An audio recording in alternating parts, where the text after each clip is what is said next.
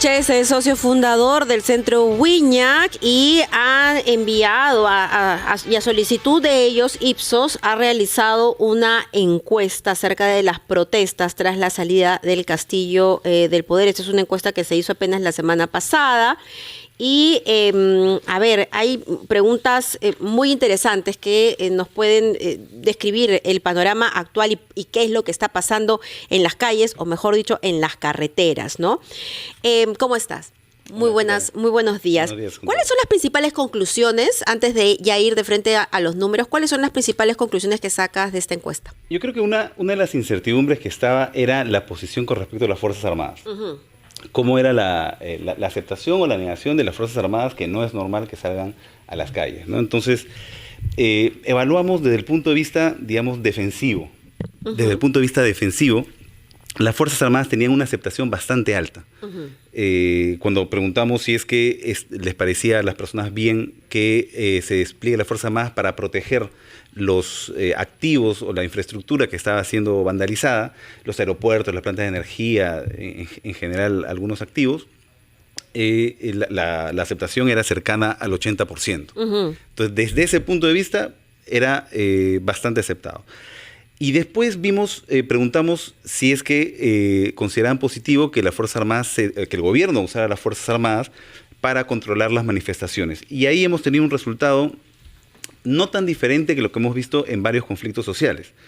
Hay un grupo que no quiere que de ninguna manera las Fuerzas Armadas, a pesar de que haya violencia, intervengan.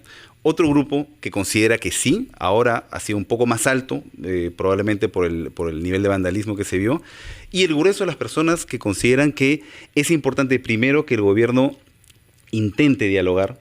Y si no se puede dialogar, es ahí que las Fuerzas Armadas pueden desplegarse, ¿no? Esto último está representado por un 53%, ¿no? Es un poquito más de la mitad. El 25% dice que se debe desplegar inmediatamente a las fuerzas del orden y procesar judicialmente a los manifestantes violentos, y solo un 10% que el gobierno no debería interferir en los bloqueos. Correcto.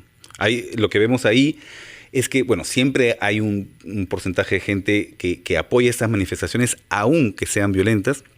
Estamos hablando de un 10%. Uh-huh. Es una minoría. Y lo que vemos en la combinación de estas dos preguntas, y además la de IEP que sacó ayer también, que el 66% de la población aprobaba las Fuerzas Armadas como la institución más aprobada del país, eso habla de que sí había cierta legitimidad en la población, y esta es una de las incertidumbres que queríamos aclarar, o sea, investigar, justamente, explorar con las encuestas.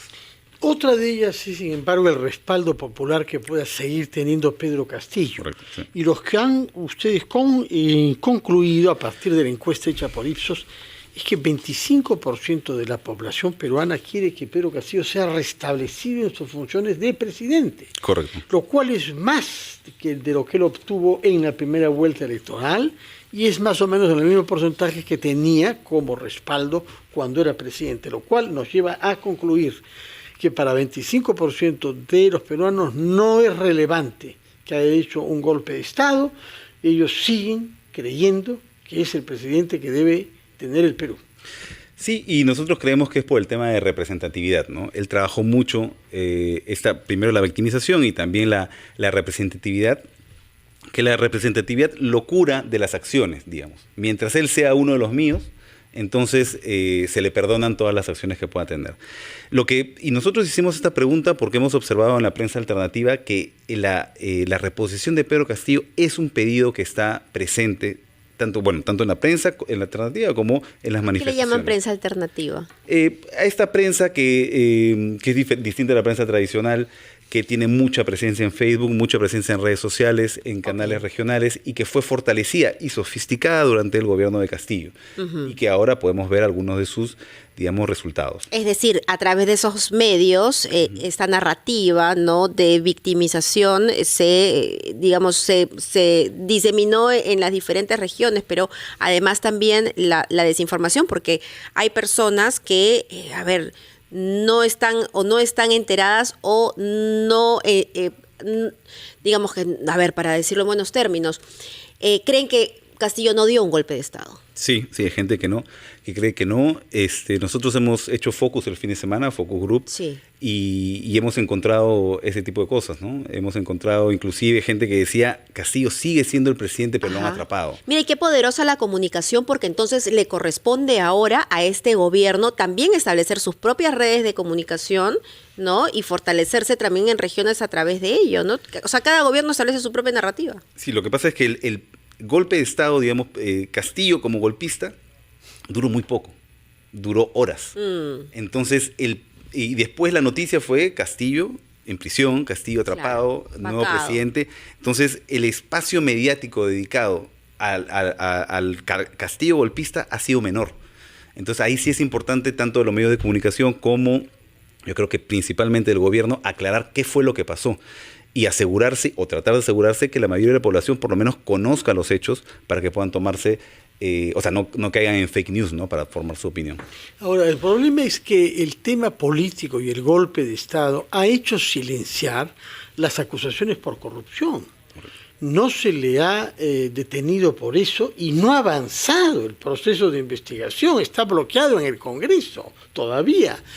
De manera que yo me pregunto si parte de esta imagen tiene que ver con el hecho de que se ha terminado por separar el tema corrupción de él, prófugos en su familia, prófugos del señor Silva, aparentemente en Venezuela, implicación de su hija en negocios y en tráfico, etcétera, etcétera, todo lo que sabemos, nombramientos, coimas, pagos, etcétera.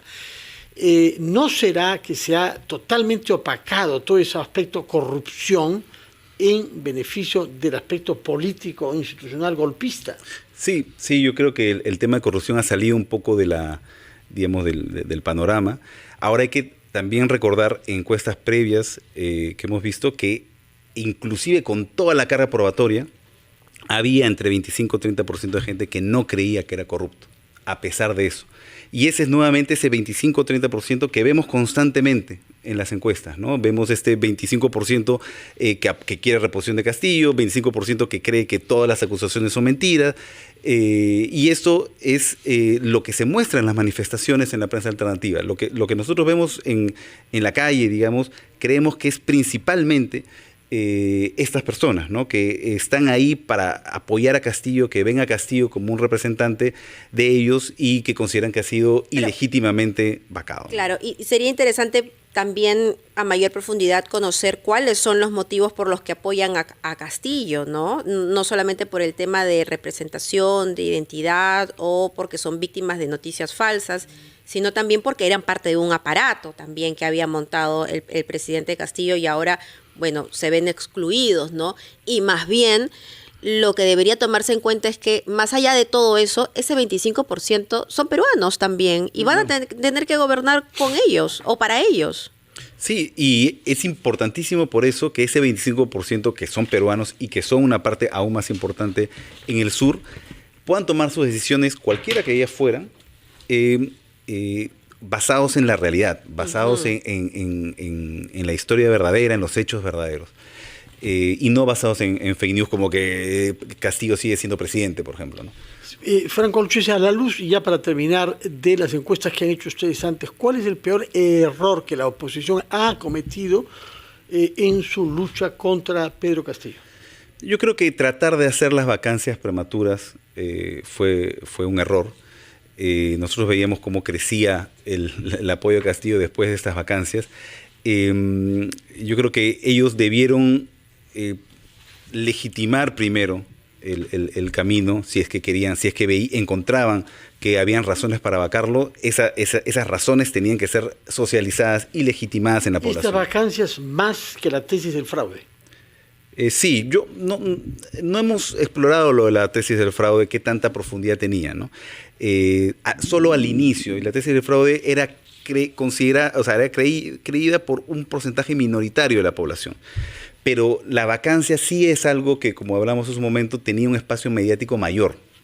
Entonces, de eso se habló muchísimo más, especialmente en Facebook y en las radios regionales y televisión regional, que son finalmente las que tienen un alcance más amplio, ¿no? Muchas gracias, Franco Olchese. Recuerdo que usted es socio fundador del Centro Wiñac, que es un centro de investigación y de consultoría y que ha contratado esta encuesta con Ipsos sobre las reacciones ante los movimientos sociales y la violencia que se han registrado en nuestro país durante las últimas semanas después del golpe de Estado fallido de Pedro Castillo. Muchas gracias y muy buenos días. Mabel, es el momento de irnos y dejar el micro a nuestros compañeros de Encendidos. Así es, nos reencontramos mañana.